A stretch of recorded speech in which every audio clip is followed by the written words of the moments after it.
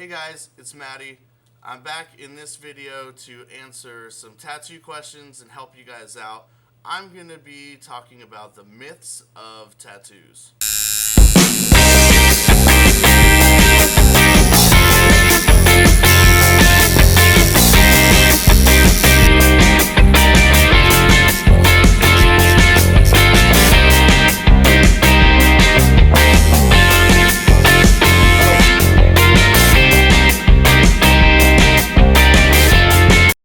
I'm going to give everyone just a moment to, adjust to non-bearded Matty. It's been a while since I've made a video. I've been sick and I've also been healing this throat tattoo, so I'm not going to have a beard for the foreseeable future until I finish the rest of the portions of my neck. So let's get right into it.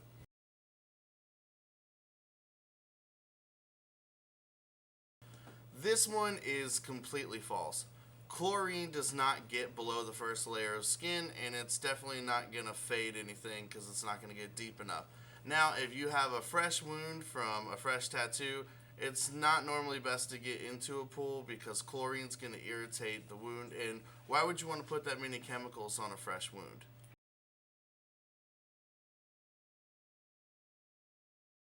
Some people do like to take painkillers before the tattoo, but that's really just to chill them out. Things like aspirin thin your blood, and it's just going to cause all sorts of issues for your tattoo artist. You're not going to be bleeding that much, but sometimes it can be a nuisance. Color ink does not hurt more than black ink. Now, if you've already gotten the outline and the black and gray shading done, and you're putting color on top, yes, color does hurt a lot, but that's only because the skin's irritated from the previous black and gray. Again, the color of an ink does not determine how much it's going to hurt. Usually white is done at the end of a tattoo as a highlight, so it does get a little bit more painful, but not because of the ink. It's just because your skin's irritated. Red does not fade any faster than any of the other colors. Back in the day, the chemical composition of the red ink did cause a lot of irritation in people. Nowadays, with all the advancements in pigments in our ink, people are not having allergic reactions like they used to. Now it's to a small degree of people who already have an allergy to red dye and so on. Well, there still is ink that does that, but that's more of an artist's preference or a client preference to how they want the tattoo to fade and what colors. They have them in greens, blues, purples, and reds, and almost like a brown sepia tone. But the inks that were used back then did turn the black into colors over time after sitting in the skin. But the ink and pigment nowadays, you'll have no issues with that, and it's going to stay the same black. The use of a single needle for an outline is very uncommon for the everyday tattoo. Most people will use anywhere between a 5 to an 18 round liner. There are a bunch of needles that are about the size of your eyelash in a grouping, and how many needles are in that grouping will determine the size or the weight of the line.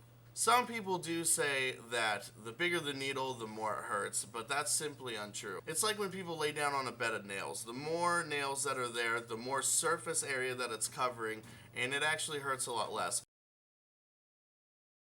This is completely untrue. There are rotaries that are silent, and there are coil machines, which is the traditional tattoo machines, that are pretty loud and, clacky sometimes. But depending on how the machine is tuned, that's not the case. Even if a machine is really loud or really silent, they could hurt exactly the same. Rotaries tend to not have any kind of give depending on what type of rotary they're using, and all coil machines have a spring setup which always gives the needle a little bit of give. During the tattoo, the needle's only going in your skin about the width of a dime or a nickel. It's really not going in deep enough to hit the bone or puncture a vein. So you're safe if you're getting tattoos on the wrist or elbow, fingers, etc. This is completely true. You don't want to get a tattoo while you're breastfeeding. Anything that you get into your body or anything that your body is trying to fight, you are also giving to your child. While breastfeeding, all of your nutrients, your antibodies, and things that you use in order to have a healthy immune system, you're giving to your child. So it's really not smart to get a tattoo and be trying to heal something while giving that to your kid.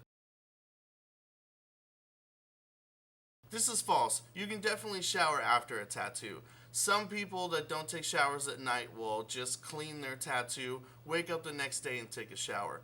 All you really want to do is kind of just stay out of a bathtub, sauna, or a swimming pool, just submerging the tattoo for a long period of time. This is false. You can tattoo over scars, but you just got to make sure that your artist is comfortable with going over scars and knows enough about how to tattoo over these scars, or depending on how long they've healed for or what kind of scar that it is. So if you are going to get a tattoo over scar or self-harm marks, just make sure that you talk to your artist ahead of time and let them know what the scar is and what it comes from and how long that the scar has been there or the wound has been healed. This is completely false.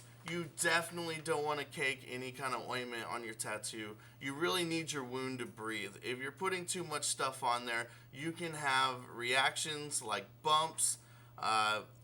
It'll start to ooze and it'll get really nasty, and then it'll end up taking a whole lot longer to heal.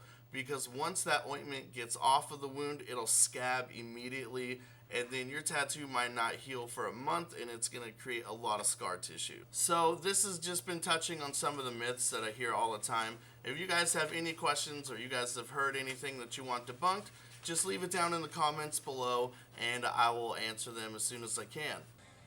Quick little side note. Thank you guys for getting me up to 300 subscribers. As a big thank you, I'm going to be doing a giveaway at 500 subscribers. I'm going to be giving away 2 t-shirts, which are going to be the ones right about here. And I'm also going to be giving away a couple of prints of my artwork. In a later video, I'll figure out how to do a giveaway for that. So thanks for watching my video. Leave a like down below and subscribe to my channel if you'd like to see more content like this. Have a good day.